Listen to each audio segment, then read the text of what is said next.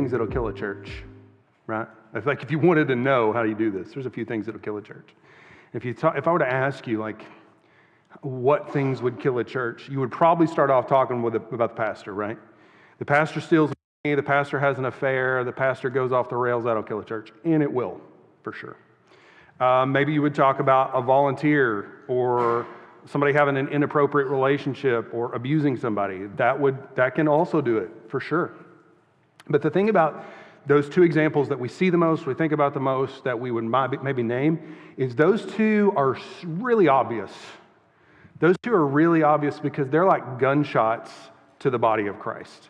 Like, everybody knows about it, everybody knows what's going on, it's loud, you can catch it. But here's the thing about both of those kinds of situations, is that if you handle it right, you can deal with it. Most people don't die from gunshots. You know that? Like in the movies, you get hit in the leg and you're dead. That's how it works. But in actual life, most of the time you don't die from a gunshot because it's so severe that you immediately take action to deal with it, right? You immediately take action. We're going to hold pressure on it. We're going to get them to the hospital. We're going to do everything, and they're going to be okay most of the time. But there are other things that will kill a church, and the reason that they kill a church is because they are less obvious. They're not loud. They're not flashy. They're subtle, and people think, oh, this isn't really that big of a deal. But clearly it's a problem, but it's not that big of a deal. And these things grow like cancer. I had a friend, his wife was, they were late 30s, early 40s, and she had melanoma, no idea. And by the time that they found it, it was all over, and she died within just a couple of months because, that maybe there was a mole here or maybe there was a freckle there, but it's not that big of a deal, right? But because it was so quiet, it spread through the whole body, and there was no time at all. And there are cancers that will kill a church in the same way. The pastor does something big. If you handle it right, you can recover from that, right? If I do something crazy and stupid, y'all can fire me and then talk about the problem and be honest and open about it, and it'll be okay, right? A volunteer does something to somebody inappropriate that's a big deal. We go to the police. We send them to jail. We go through our procedures. We can recover from that. But there are other things that are like a cancer that will eat through our entire body that we never deal with, we never know about, we don't realize the problem until the body is dead. And the one we're going to talk about today that is one that you might roll your eyes when I say that this is such a big problem. It's one that we all know about that we don't think is that big of a deal. And that cancer is gossip. It'll kill a church. I've watched it kill churches. Gossip will kill a church slower, but more thoroughly than a gunshot. Absolutely. Every time. Apathy will kill a church. Laziness will kill a church. All those things will kill a church. Those are more obvious. But cancer is one that you don't even realize it's that big of a deal until the body is dead and you're having a funeral. In 1 Peter, Peter writes to the churches throughout Turkey. These are new churches, and he writes a letter to them, and it's a general letter, and he's basically talking to them about how to live as exiles in the country that they actually were raised in. Because when they become followers of Jesus, their culture changes completely. And basically what they have left, because their culture and their religion and their politics are so wrapped together that to extricate themselves from idol worship, they really have to extricate themselves from the culture. And the Jews that convert to Christianity or take that next step into the next step of Judaism, however you want to think about it, those people leave behind all the Jews that reject Jesus. And they're an insular community and they lose that. And then you got the Gentiles who grew up in this wide accepting culture and they step away from that. And now all they have is each other. And Paul talks about largely through 1 Peter how to live in the world as an exile, but also how to get along as a church. Because if all you have is each other, because the culture is so different and the culture rejects you, you have to get along together. And we've gone through a lot of things, and basically he just applies the gospel in every situation. And he applies it here. And he never mentions gossip, but it's very obvious that's what he's talking about. We're just going to read through these verses and talk about them. In 1 Peter chapter 3, starting in verse 8. Finally, and I think it's hilarious that he says finally, because there's 2 chapters left. He's a preacher. Finally, all of you have unity of mind, sympathy, brotherly love, a tender heart, and a humble mind, an humble mind. If it said "an," it would be "an humble," but it says "a humble." That's how that works. So he lists off these four things. He said, look, 1, 2, 3, 4. Yeah. Lists off these four things, and he says, guys, for you to get along as a church, for you to continue as a church, you have to do these four things, or it's not going to work. You have to have unity of mind. Now, you can read unity of mind and you think, hey, that means we all have to think the same thing. That is not what that means. Unity of mind is this idea that we all have the same priorities. We all want the same ultimate end goals. We might disagree on how those get done, but we can work together because we all want the same ultimate goal. We want us to follow Jesus as a group, and we want other people to come to know Jesus. And we may disagree about how that gets done, right? Some people think you should never do anything fun to bring the gospel to people, that you should only just present the gospel clearly. And some people are like, no, we should be out handing out hot dogs. And when they take a hot dog, then we share the gospel. Like, this hot dog's going to kill you, but guess what the solution is, right? But we can get along because we have the same ultimate goal, that we are unified in mind, not completely aligned on everything, but that we have the same priorities in mind. If we have the same priorities, we can get along. Not to talk about politics very much, but if you go back a ways in American politics, and there's brief periods where it's been bad lots of times, okay? It's bad right now, it's been bad lots of times, but there have been moments when we have been okay and we've gotten along even though we disagree on how things get done. And those are moments of crisis, and the reason we get along is because we're unified in our priorities. We want the country to survive. We want to win the war. We want to protect everybody. And we might all disagree on how that gets done, but we can agree on the priority. And the moments that we can't get along are the moments that we don't have the same priority. And if we as a church recognize the ultimate goal is for us to all grow closer to Jesus and to reach as many people as we can while we do it, even though we disagree about how that gets done, we can be okay. We can get along. He says, I want you to have sympathy. And there's a lot of words that Peter uses throughout 1 Peter that are big words. By big words, I don't mean lots of letters, but I mean they've got lots of meanings in them that are hard to translate.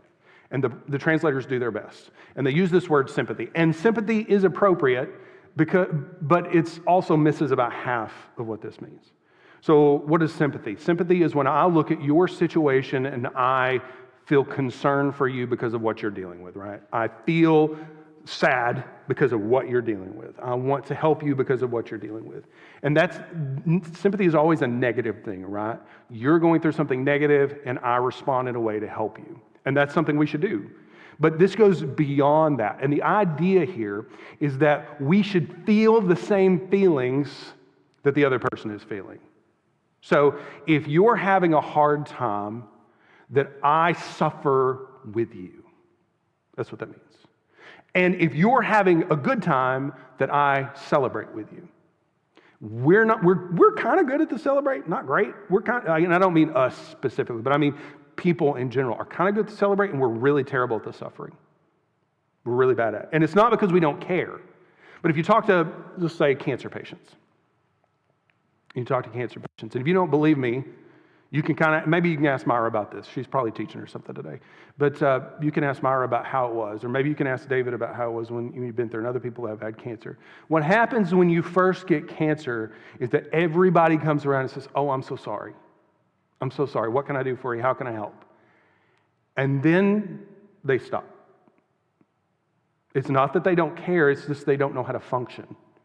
They don't know how to be around it. They don't know how to help you. Maybe they don't want you to, they think you don't want it brought up, or you don't want to talk about it, and you kind of get isolated because of what you're dealing with. And you suffer together at the beginning, but then you suffer the rest of the time basically alone. This is a common thing that happens with cancer patients. This happens when you lose a child. Everybody comes around at the funeral, I'm so sorry, and then you get left alone in your daily grief. And what Peter says is you as believers should suffer together. That when one of you is suffering, and this doesn't mean we should all be miserable, but what it means is that when one of you are suffering, you go sit with them and cry with them. Not the first day they deal with it, but until it's resolved. To comfort, to help each other, to keep there from being this I'm forgetting words, this feeling of anger towards other people because they've left you alone when they said they wouldn't. That you suffer together, and that builds a bond. And you say, well, I don't know what to say, and I don't know what to do, and I don't know how to. You don't have to say anything. Like, I'll have people come sit in my office, and they'll say, I'm dealing with this, and I'm broken. And my prayer is generally, God, I don't know what to do, and I don't know what to say, but I'm here, and I need you to step in and tell us what to do. I need you to tell me how to. You don't have to know what to say. You need to sit with them and suffer with them so that they don't suffer alone. That's that word. The word is also on the other side of this, that when you are winning, that I'm excited you're winning, right? Let's make this really difficult. When LSU wins, how many of you are happy for Destin? Just one. We got two, three. A few, a small minority, and some of us are not. Can you celebrate when somebody else wins? When somebody else gets a promotion at work and you're still struggling to pay your bills, can you celebrate their win?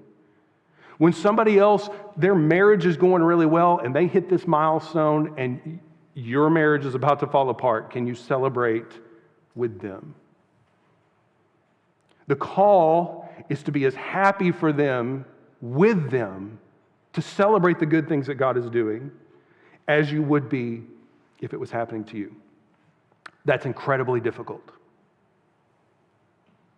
That's incredibly difficult. But it's what we're called to. It's what will unite us.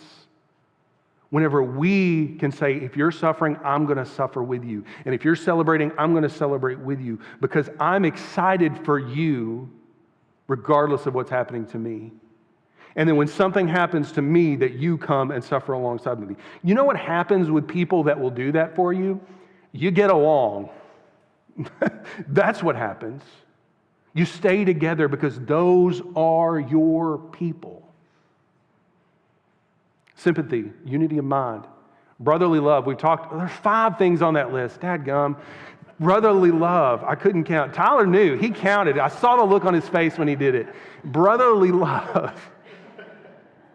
We talked about brotherly love throughout 1 Peter before, and it's the difference between brotherly love and agape love. Agape love is God love. It's unconditional love. Brotherly love is when you like people, right? It's the people that you want to be around. It's the people that you do nice things for. It's the people that you would let come over to your house, no matter how dirty your house might be or the projects might not be finished. It's the people that you want to be around. He says, if you will go out of your way to find something to like about other people in the church, you're going to be able to get along and stay together. A tender heart, that is harder to describe. Like, I spent a lot of time trying to figure out what tender heart means. Mostly because I'm an emotionless robot. But for some of you, this might be easier. But a tender heart is the gut reaction that you have to somebody else.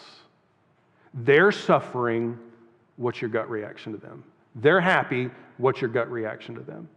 But also, they're having a bad day and they're a jerk to you. What's your gut reaction to them?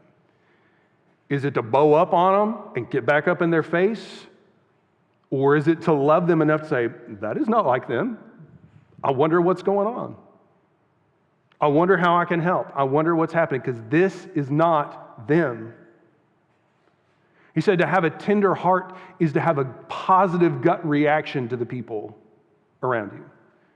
Instead of assuming the worst, to assume the best, that your default position is to give them the benefit of the doubt at a gut level. And I don't know how to make my gut do that. It's funny, the actual translation of this is to have good bowels toward them, because this is where you feel that gut reaction.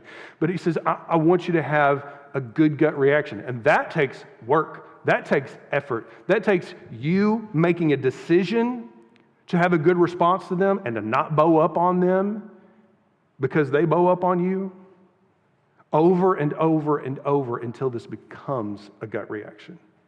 This is effort. This is work. And finally, he says, have a humble mind. To think about what they need and not just what you need. To think about them first and not you first. He said, if you'll do these things, you'll get along and you're not going to have any problems. It doesn't matter what the other person does, how bad of a day the other person has, because you're going to respond well to it.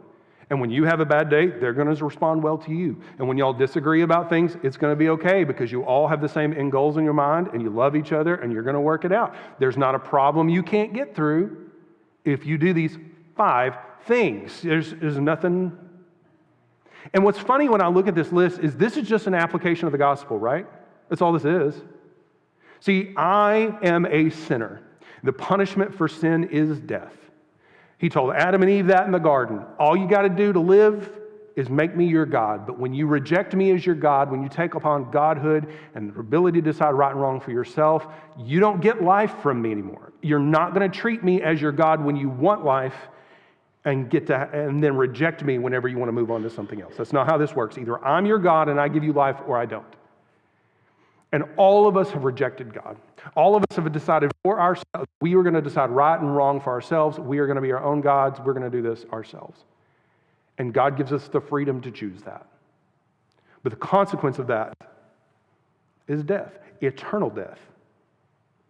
But what Jesus did was he overlooked our offenses, and while we were yet sinners, he came and lived a perfect life for us. So that when we stand in judgment, if we recognized our sin, we believe that Jesus is the only one that can do this for us, and we cry out to him and say, Lord, I need you to stand in my place at judgment, then judgment comes, and we stand before God, and he says, you are guilty, and you say, yes, sir, I am, but Jesus has paid that penalty for me.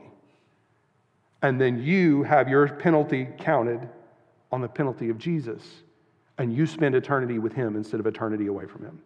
That's what the gospel is. But think about what Jesus had to do to accomplish that. And I'm not just talking about living here and having his diapers changed and going to the cross. That's not what I'm talking about.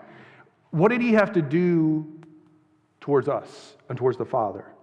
He had to have unity of mind with the Father. There comes a moment where Jesus says, I don't want to do this. Is there another way? I agree with you. We are on the same page. I want humanity to have an option to be saved. But Father, if there's any way that this cup can pass from me, please, let's pass the cup. He had unity of mind with the Father. And even when the Father said, no, this is the only way, he continued. He had sympathy for us. That he looked at our situation, although he was not in that situation, and although we deserved our situation, he felt sympathy for us. And then on the positive side of that, he celebrates with us when we take advantage of when we take advantage of his suffering and death, he celebrates with us. He has brotherly love towards us. He has agape love, that is unconditional love, but he also likes us and helps us and wants to be there for us and shows that brotherly love toward us. He has a tender heart toward us. And when the gut reaction should be to just pop us in the mouth, he shows kindness and sympathy and looks for our hurt to heal our wounds. And he had a humble mind not to put himself first, although he deserved to be first, but rather he put us first. And when Peter says these 5 things, all he's asking us to do is to take what's been done to us and do it to each other. That's all it is. Super simple. He continues on in verse 9. He says, do not repay evil for evil or reviling for reviling. That's, yelling insults at each other.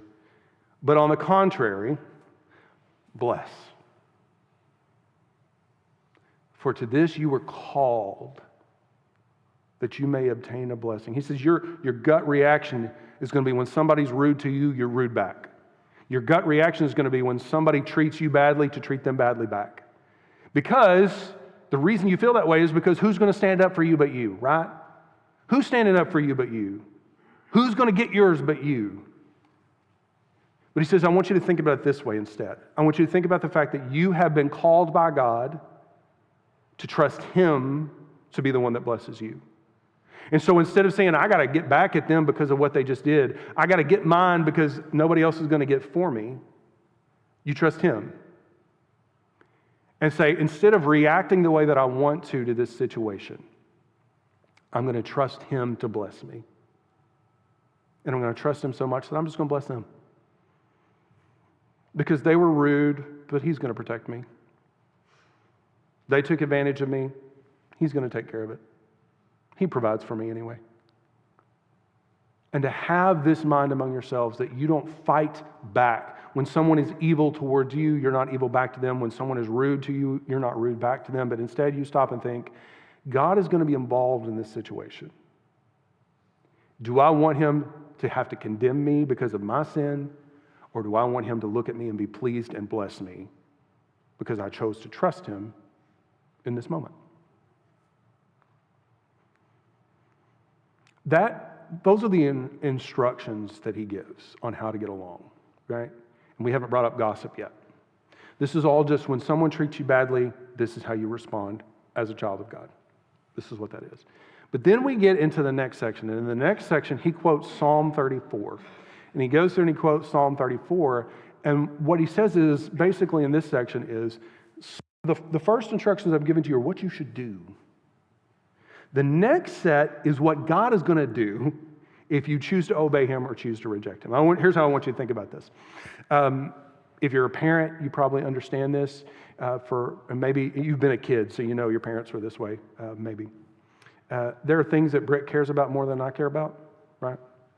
And she just tells the kids to do this, and then they don't do it. And I'm like, she's going to be home in a minute, and y'all are going to regret this. Like, I don't know why this is such a big deal, but it's a big deal, and you need to get it done. And I've heard her from the other room say this to the kids, like, he's about to come back in here, and if you've not got this done, he's going to be real upset. This is going to go real bad for you, right? There are things that you have to warn the other one, say, hey, guys, y'all really need to get this done, or we're all going to have a bad day.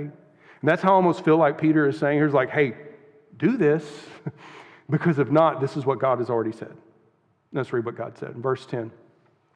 Whoever desires to love life and see good days, whoever doesn't want to see daddy mad, that's what that means. Let him keep his tongue from evil and his lips from speaking deceit. What is this? This is the opposite of everything we just talked about, right? Instead of letting the offense go or dealing with the offense or doing good, that you get mad and you start running your mouth. If you love your life and want your life to be good, don't run your mouth. Let him turn away from evil and do good. Let him seek peace and pursue it. Right? The imagery that we've got here is that you've got somebody right in front of you that's wanting to take away peace, right? They want to fight. And he says, instead of whenever you got somebody right in front of, I don't know which way is best to do this. You got somebody right in front of you that wants to fight. You chase peace, pursue peace, run after peace. Was flying back from Seattle, trying to get back here, and the flights were delayed because I was flying American. It's the worst, and I'm flying.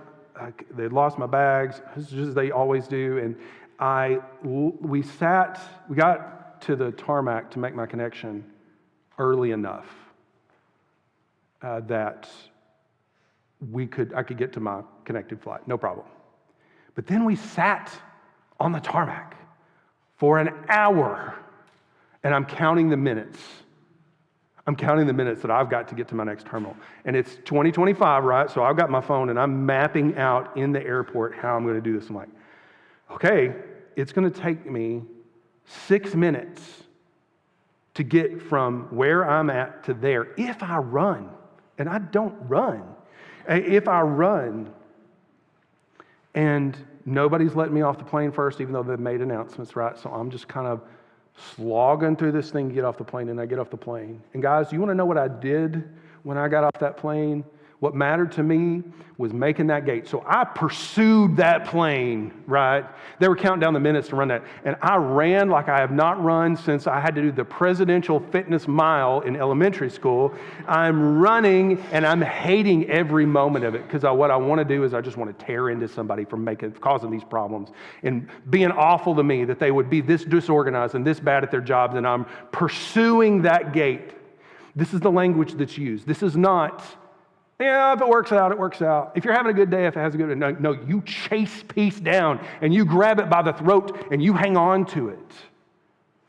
That you don't take the easy out right in front of you, but you run for peace like your life depends on it. I could not breathe when I got off the plane, or when I got on that next plane, because I'm like, and I'm coughing, like these people are all going to think I've got some awful disease, and they're going to throw me off the plane. But I chased that plane down, and I got on that plane, and he says, run it down.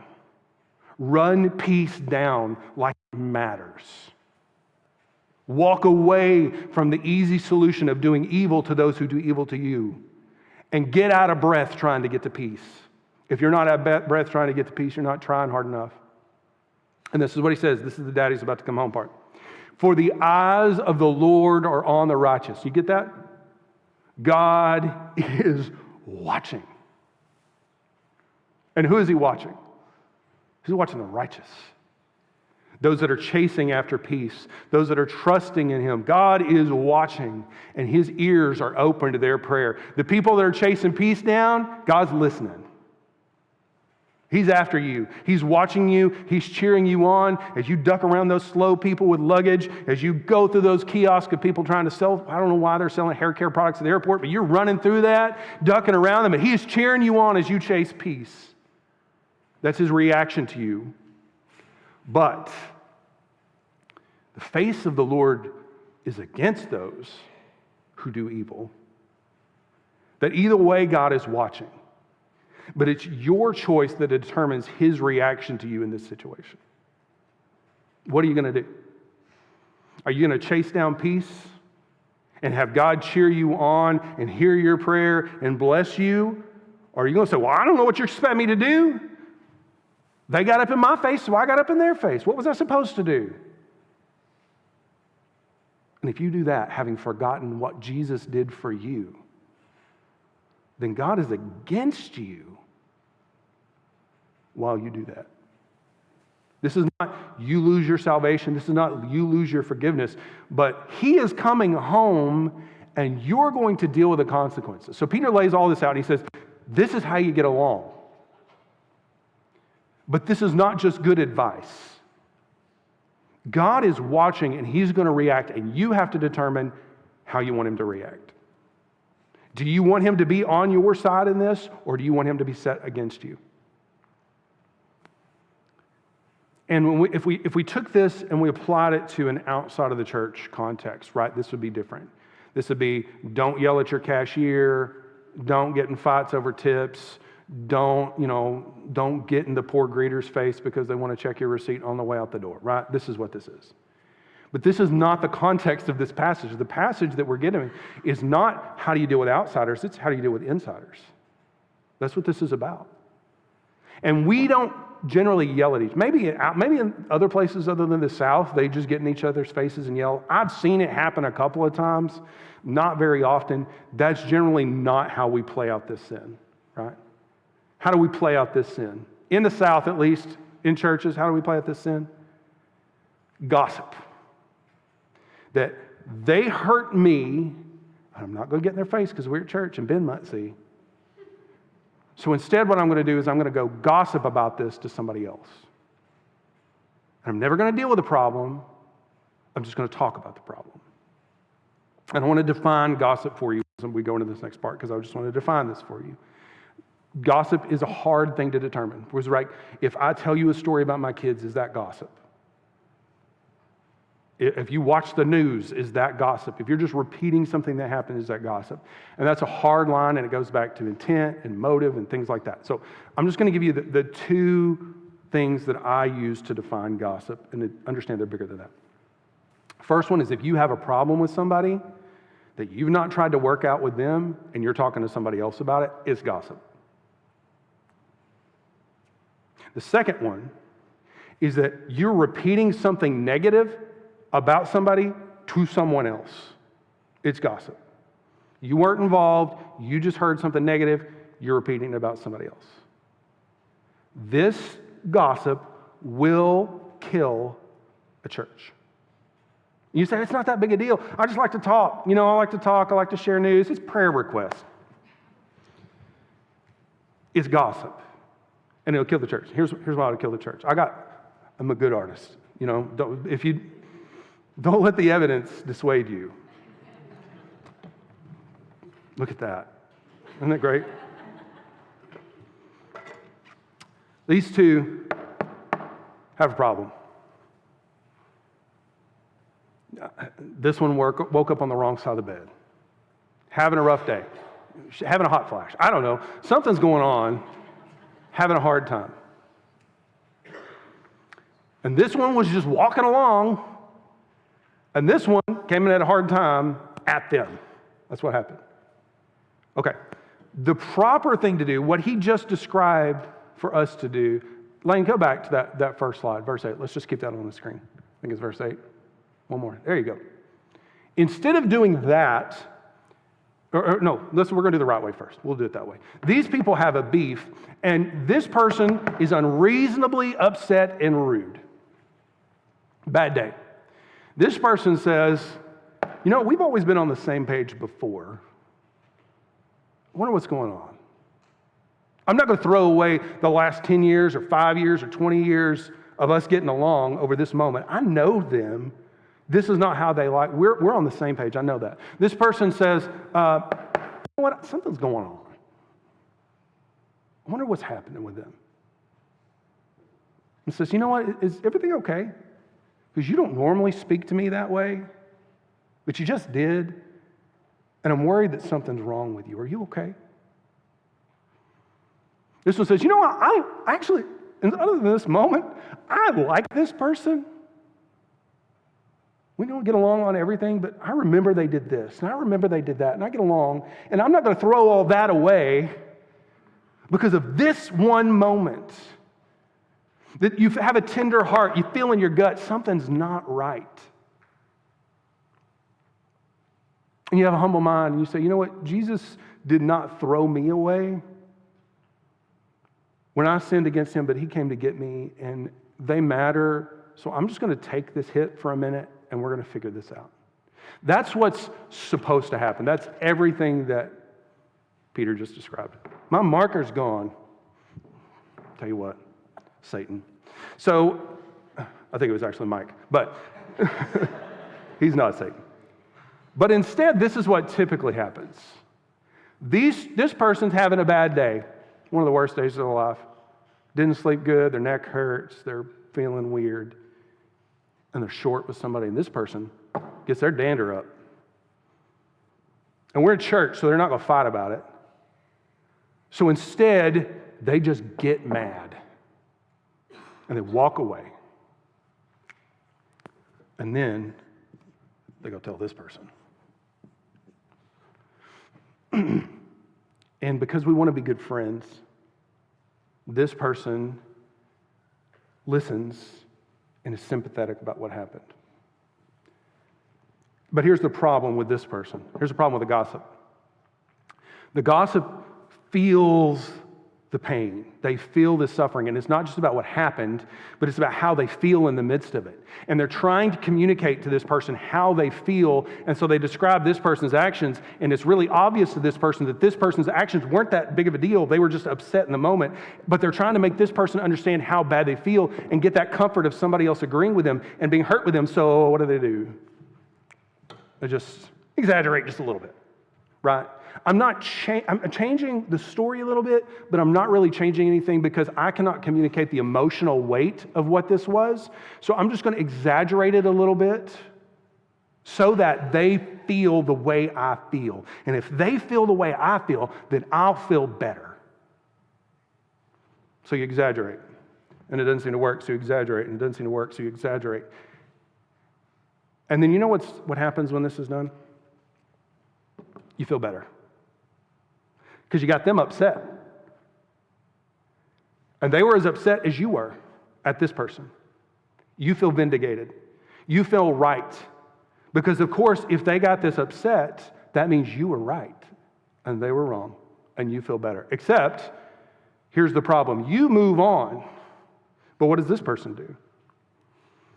This person doesn't realize that you're a liar, that you exaggerated this, that you blew this out of proportion to try to make them feel that. All they know is the story you told. And this is what they think is true about this person. And you know what? If they're the kind of person that's going to listen and believe, they're the kind of person that's going to talk. So they tell somebody else. This is kind of low down for me to do great art, but they tell somebody else, and they don't tell the truth because they don't know the truth. They tell the story you told with maybe a little bit more exaggeration too. And they tell another, and they tell another, and they tell another, and they tell another, until this person who was having a bad day and needed some sympathy is a villain in the eyes of the rest of the church. And nobody ever talks about it because it's not my business. I wasn't there. I'm just going to tell you.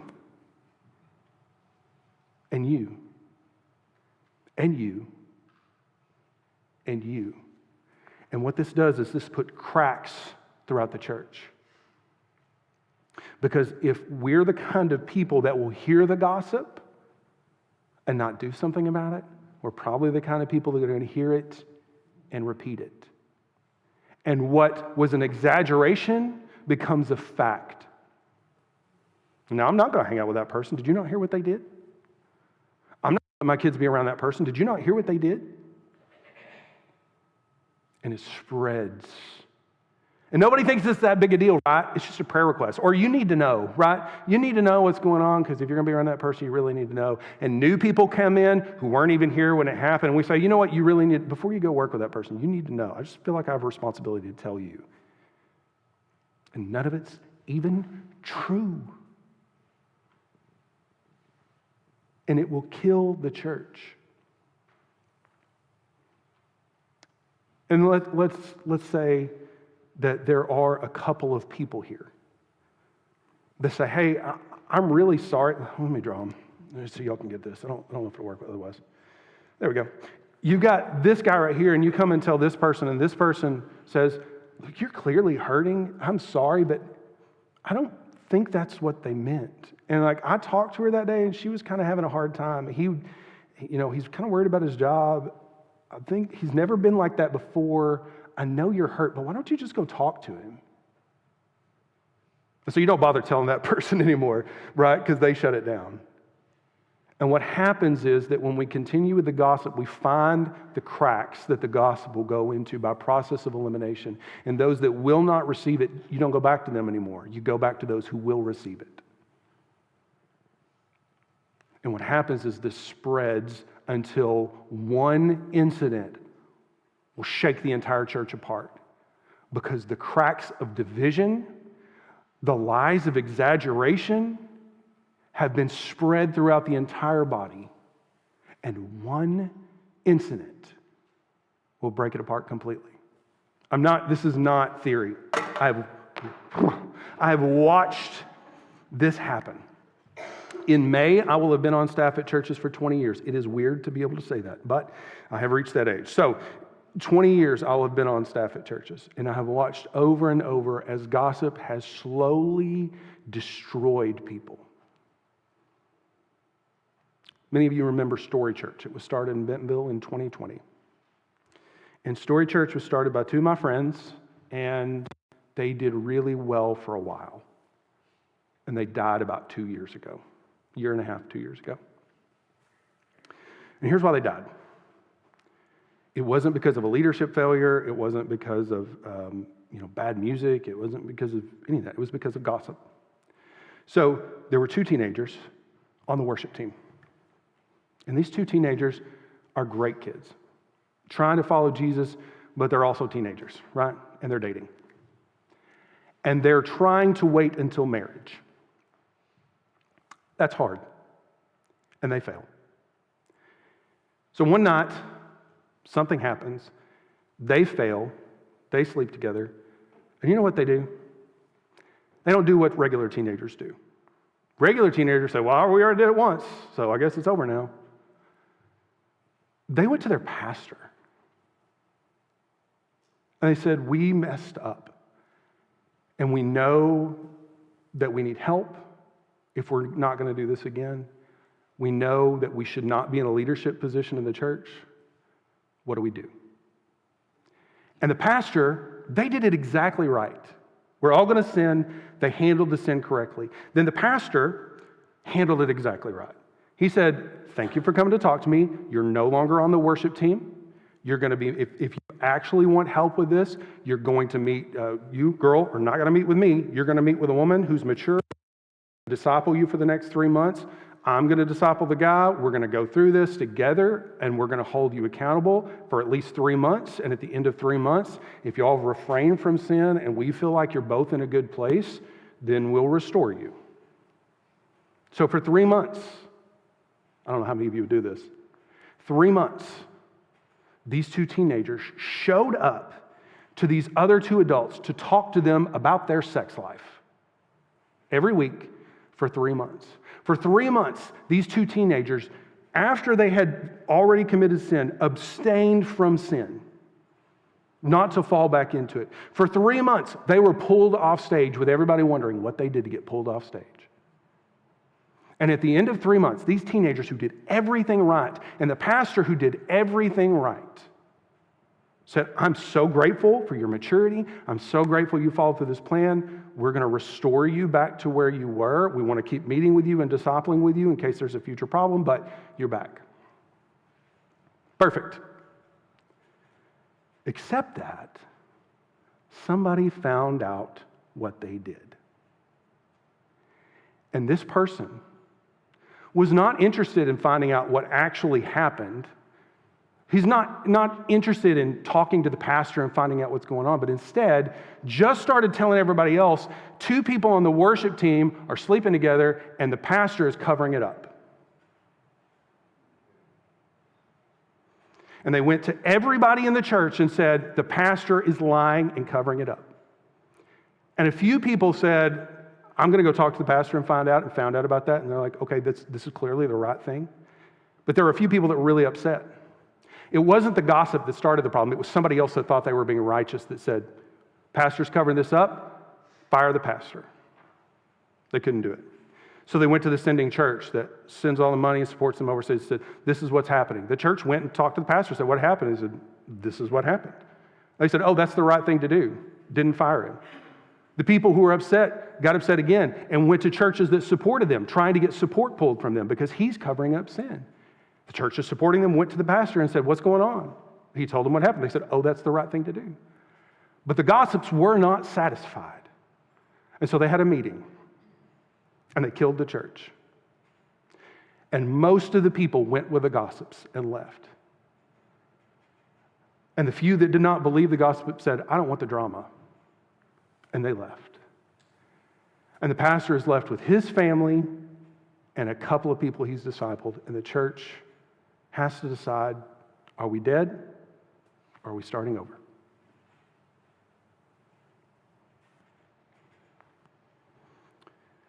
And the church died. And I have had people come and talk to me about this and say, did you hear what happened? I'm like, yes, I did. Did you? Because I talked to the pastor. I talked to the people involved. This is what they told me. Are you telling me what they told you? Or are you repeating what the gossip said? Because the lies are still being told even though the church is dead. It will kill a church. And if it'll kill them, it'll kill us. Guys, you can recover. I'm not going to have an affair. It seems like too much energy. Brittany would. I don't get it. But if I did, you can recover from that. Fire me fast. Fire me fast. Be open about it, and you'll be fine. It'll be hard. You'll be fine. We have a volunteer that commits a crime.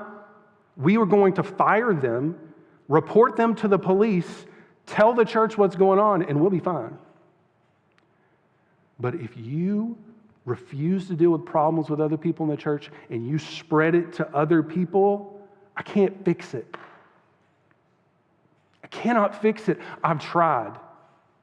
We've had people in this church who have been gossips, who have spread exaggerations and lies. And I chase them down. I try to chase down the lies, and I try to chase down the exaggerations to fix them. And I can never get them all. I can't get them all. There are some of you that have opinions about other people in the church that are based on complete exaggerations, and I can't fix it. There's some of you that have problems that you've talked to other people about and not that person, and you're still spreading that cancer, and I can't fix it. We just have to live with it. But let me warn you. Go back to verse 10. Let me warn you something. Pretend I'm the mom saying to you, Dad is coming home. The eyes of the Lord are on the righteous, and his ears are open to their prayer. But the face of the Lord is against those who do evil. I have watched God do lumpectomies out of a church. I've watched him reach in and grab the gossip and pull him out for the good of the church. And it hurts. It hurts. Because what happens is every time they pretend like everything is okay, and as soon as God puts in the knife to do the lumpectomy and pull them out, I don't know why I think it's a robot claw, but he does this and he pulls it out, and every time, as soon as God starts to pull, they get mad at me. And they come at me. And it hurts every time, and I lose sleep over it every time. But God pulls them out, and I'm frustrated with God. Why couldn't you just heal them? Why couldn't you just fix them? Why couldn't I get through to them? And God says, we tried. And they wouldn't. And 2 months, 3 months, 6 months go by, and I'm finally okay enough to say God was right. But as much as God can do a lumpectomy and pull out the gossiper, he never, ever heals what spreads on his own. Instead, he does this. He says, you be of a unified mind. Have sympathy towards one another. Have a desire to think the best of the other person and assume the best. Respond to these things by reevaluating your opinions of other people and stories you've heard through the light of the gospel. He will pull the gossip out. And if you're a gossip, if you're running around talking to other people, I'm begging you, Dad's coming, and I don't want to lose you, but he will protect us from you. And I don't want that at all. I hate it. I lose sleep over this, guys. I'm begging you. If you got a problem with somebody else, talk to them. And if you need somebody else to talk to before you go talk to them, it's got to be somebody mature enough to listen to you and give you perspective and help you, not somebody who's going to rah-rah you as you say the worst things that you can think about. You got to go to somebody mature. You can't let it go. Come and talk to me. Come and talk to somebody mature enough to speak to you and give you good advice so that you know whether you need to let it go or you need to go talk to them and how to talk to them. But don't go talk to other people about that problem unless it's with the goal of getting good, mature advice to go back to them and solve the problem, because it is cancer and it will kill us. And the eyes of the Lord are against those who do evil. If somebody comes to you with gossip, be compassionate because they're hurting. Be sympathetic because they're hurting. Listen as much as you can and then say, have you talked to the other person yet? Because that's not like them. And understand, they're not going to like that. Because when somebody comes to me hurting and I say, I'm so sorry you're dealing with that. I'm so sorry you feel that way. But I know them and that's not how they are. They get mad at me every time. Every time. And if you're the mature person that receives the gossip and you say that, prepare yourself to be a mature person. But stop the gossip. Push it back. This is the hard one. If your husband or your wife is a gossip, and I know the stereotypical thing is for a woman to be a gossip, but preachers gossip worse than any group of old women. I'm telling you, I can't even hang out with most preachers. We've got a select few here I can handle. But most of them I can't hang out with because it's all gossip about each other. And I can't do it. It's not just women, it's men. If you've got a spouse that's a gossip, in a loving and kind way, sometime other than when they're gossiping, you got to help them. Because I sit in my office and the woman's a gossip or a man's the gossip and the other one sits there and looks at the floor. They look at the floor while they listen to their spouse say something that they know is not true, that they know is ridiculous or blown out of proportion, and they don't want to look at me. They're just waiting on me to be the husband for them. They're waiting on me to step in and have the conversation that the wife should be having for them. And then they leave, and you want to know something? They leave together. If your spouse is a gossip, you got to find a kind and loving way to say, please stop. This will kill us. And God will step in and stop it from killing us by removing you. And I'm tired. Because I've had 3 separate groups that I've talked to about how I don't want to preach this week because I keep having conversations with gossip about individuals and I don't want to stand up here and pile on. I don't want to stand up here and call people out. But then I opened up 1 Peter this week to figure out what I was preaching about, and it was gossip. I'm like, no, I don't want to do this. But this is for our good.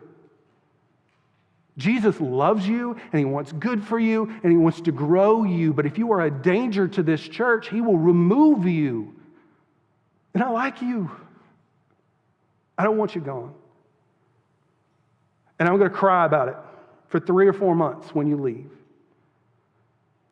But there will come a point that I thank God for knowing better than I do. Can we just fix this? Can we just be done? Can we just talk to each other when we have a problem? Or let it go? Can we assume the best and give each other the benefit of the doubt? Because if we will do that and we'll have a unified mind and a humble heart, and those other things I can't remember, if we'll do those things, we'll survive anything. But if we choose not to, something will make us fall. Stand with me, please. Our Heavenly Father, we come before you, and I'm so grateful for your mercy and your kindness and your willingness to rescue us from our sin, that you don't reject us immediately, Lord, because of our sin, but rather you give us opportunity after opportunity to repent. And I ask that we would take it. If there are those in the room that need to repent, they're not going to want to come to the stage today because of what everybody else is going to think if they come up today. I ask that they wouldn't care, but they would care only about dealing with things with you, whether it's right where they sit or right up here. That if there are unresolved conflicts, and I know there are, that we would have the courage and wisdom to either let them go or work it out. I ask that you would give us compassion for one another and sympathy for one another. And I thank you, Lord, for knowing better than I do how to protect us, for knowing when the time has come to move someone on for the sake of the rest of us. I hate it, Lord, but you are good and you know better. Speak to us today through your Spirit. Let us know what it is that we need to do and how it is that we need to respond. And in Jesus' name I pray. Amen.